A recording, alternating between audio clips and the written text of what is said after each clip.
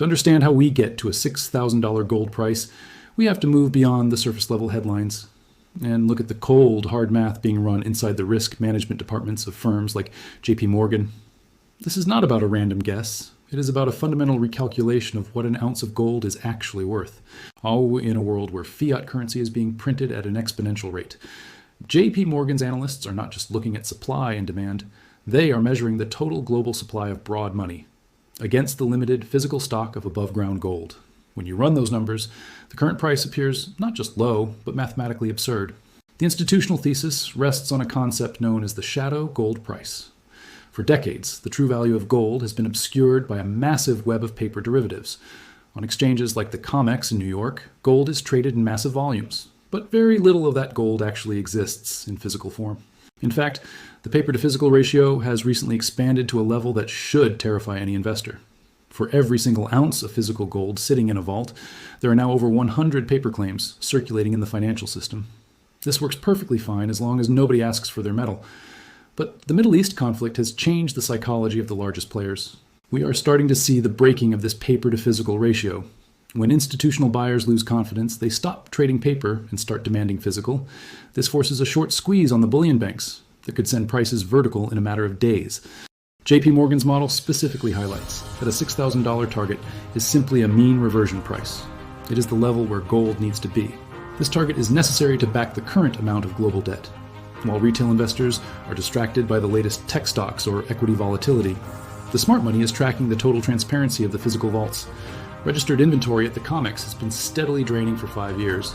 This physical scarcity is the fuse that ignited the move past $2,500, and it will drive us toward $6,000.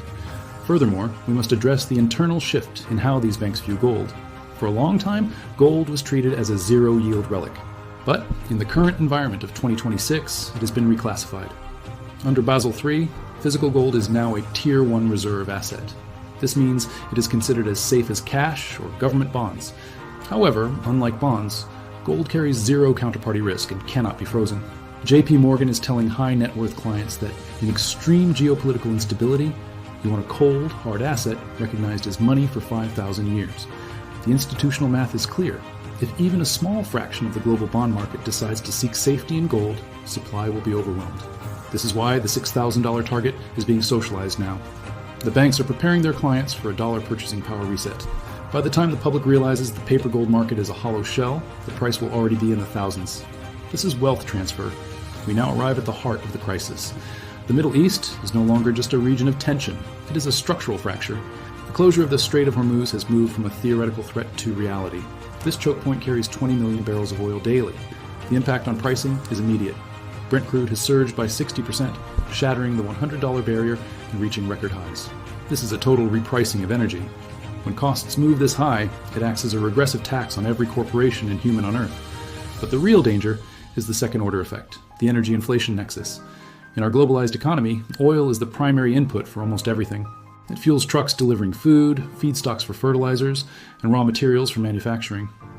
When oil stays above 100, inflation is a mathematical certainty. We are entering a period of stagflationary collapse, where the costs of living surge while economic growth stalls under the weight of unaffordable energy. This creates the ultimate dilemma for the Federal Reserve. Raising rates to combat inflation risks triggering a systemic wave of sovereign defaults. If they lower rates to stimulate a dying economy, they will pour gasoline on the inflationary fire, causing the currency to lose power even faster. This is the impossible trap.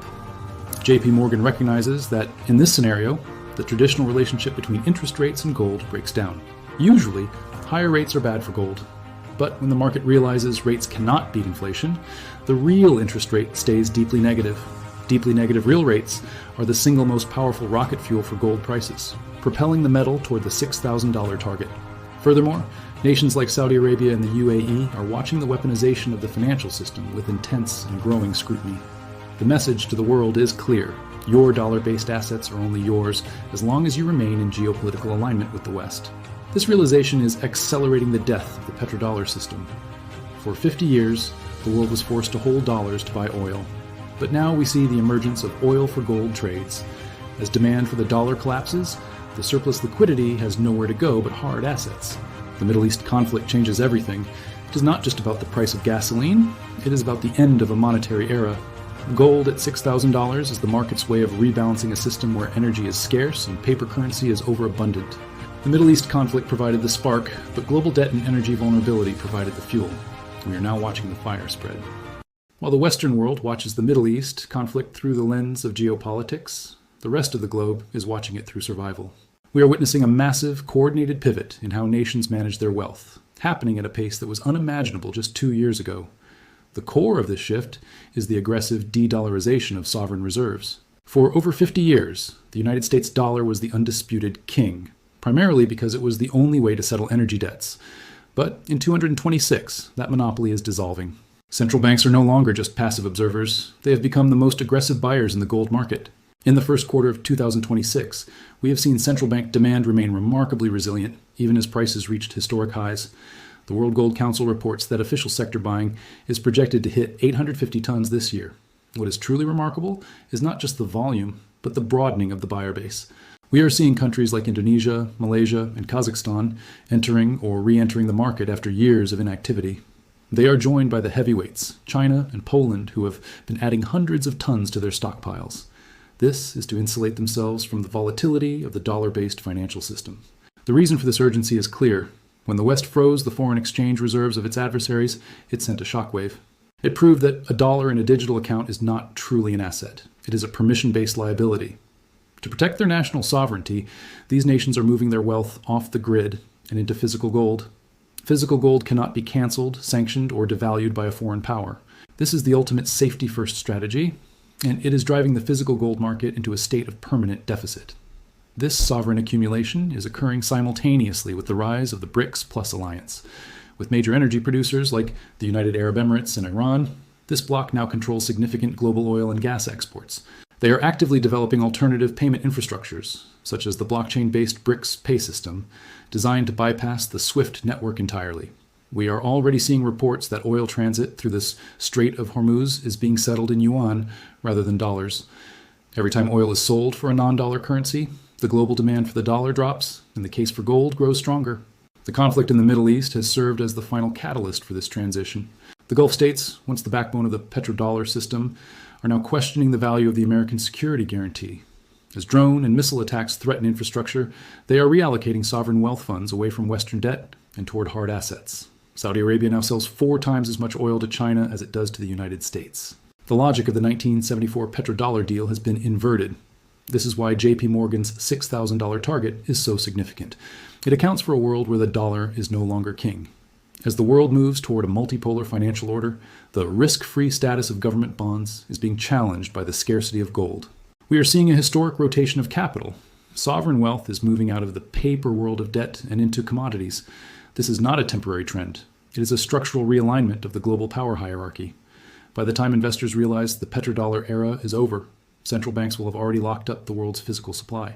The race for sovereign accumulation is on, and gold is the ultimate prize in this new era of financial warfare. Moving from the geopolitical stage to the trading floor, we must now map the technical path to $6,000. If you expect a smooth vertical line to these higher targets, you're not prepared for the reality of high-stakes institutional trading.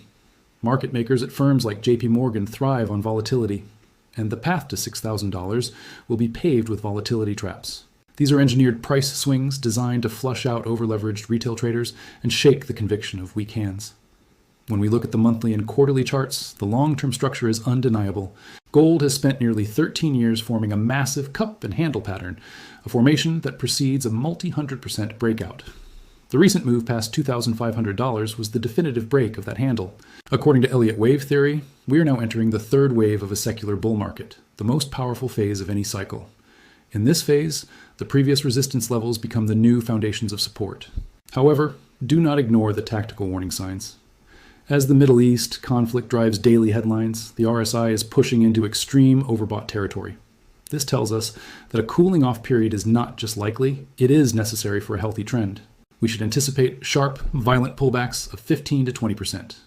These flash crashes often occur on Sunday nights. If you do not understand this mechanical nature of the market, you will be scared out of your position. The most critical metric to watch right now is the gold to oil ratio. Historically, 1 ounce of gold buys approximately 15 barrels of crude oil. With oil spiking toward $150, gold at $2,600 is actually cheap relative to energy. To restore the historical balance, gold must move toward $4,000 just to keep pace with the current energy inflation. Furthermore, we are seeing a rare phenomenon in the futures market known as permanent backwardation. This indicates that big money players no longer trust future delivery and are willing to pay a premium for physical bars immediately. This disconnect between the paper price and the physical reality is the ultimate signal that the target is a mathematical destination. Map your support levels at $2,400 and $2,200. These are the buy the dip zones. The institutional math, the fracture of Middle East energy markets, and the death of the petrodollar all converge on one conclusion. The global financial system is undergoing a violent rebasing. Gold at $6,000 is the inevitable result of a world running out of trust.